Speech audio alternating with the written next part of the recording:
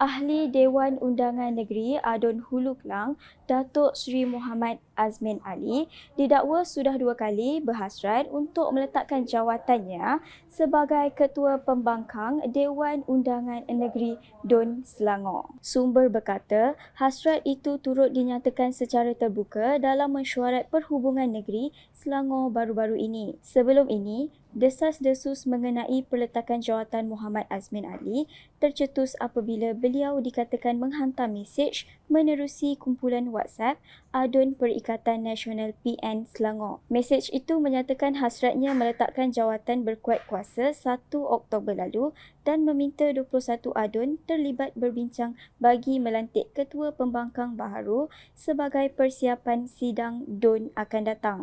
Namun, mesej tersebut didakwa dipadam selepas mendapat reaksi daripada beberapa wakil rakyat termasuk Adun Paya Jaras, Datuk Dr. Abdul Halim Tamuri daripada PAS yang meminta perkara itu dibincangkan dengan teliti.